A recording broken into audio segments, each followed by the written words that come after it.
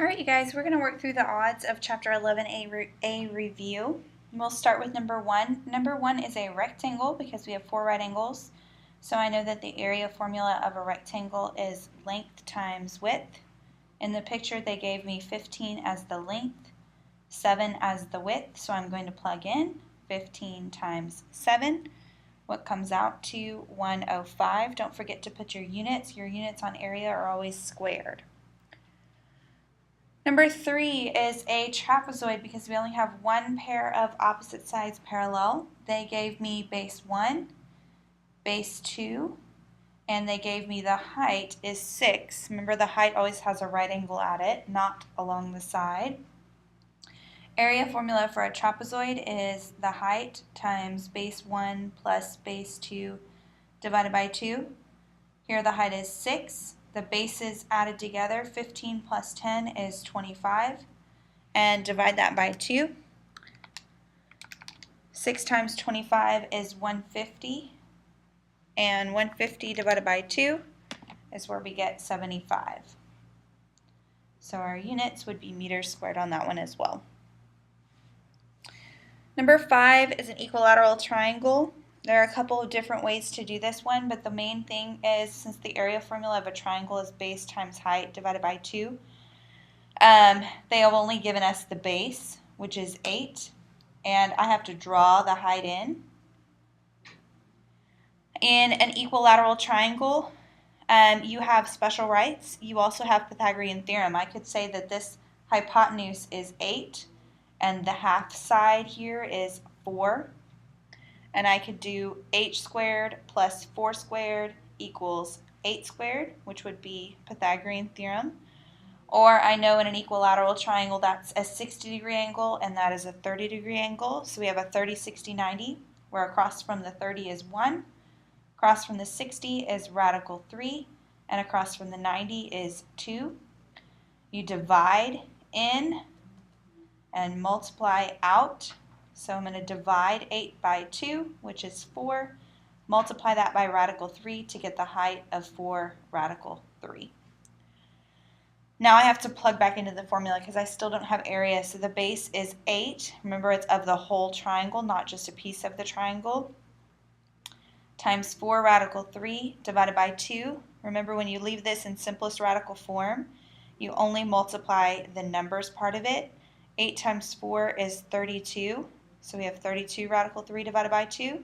Simplify the numbers again, and we get 16 radical 3. Since that's an area, you're going to have units squared. Since we know our units, it will be meters.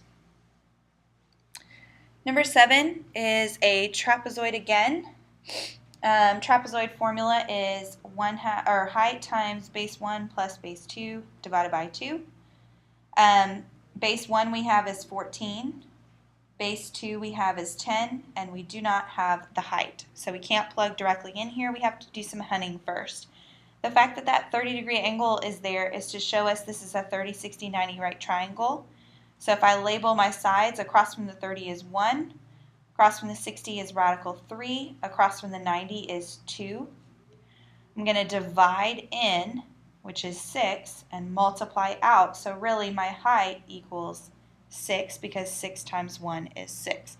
I don't really care about finding this third side because I already know the whole base is 14, so I don't have to really find that. All I care about is the height that was missing. So I'll go back in and plug into the formula. 6 is the height, base 1 is 14, base 2 is 10, divided by 2. This gives me 6 plus 24 divided by 2, or sorry, 6 times 24 divided by 2,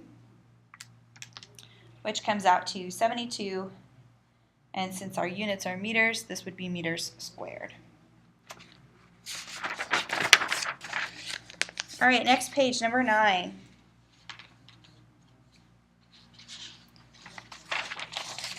Number 9 is a rectangle. The overall shape is a rectangle, and it's been split into right triangles. The fact that this is a rectangle means that my area formula is length times width, where they've given me the width of 5, but I no longer have the length. I just have the hypotenuse of the triangle. Well, that's not there to be the length. It's there to let you use Pythagorean theorem to solve for that missing length. So if we call this x, I could say that's x squared plus 5 squared equals 13 squared.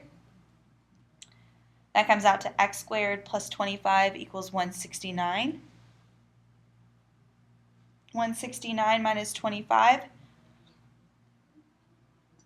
is 144, and square rooted gives me an x of 12.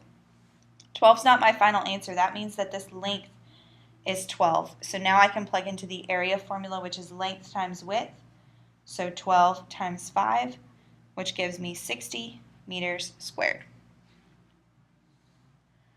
Number 11 is an isosceles triangle, not equilateral. Isosceles triangles mean that we don't split this into a 30, 60, 90. It's just all we have is the fact that the base of this triangle is 30, and we don't have the height at all.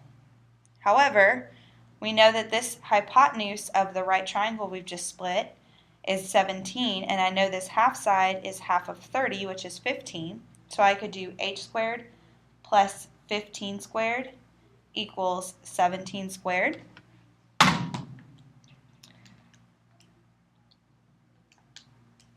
So we have h squared plus 225 equals 289, and when you subtract 225 from 289, you get 64.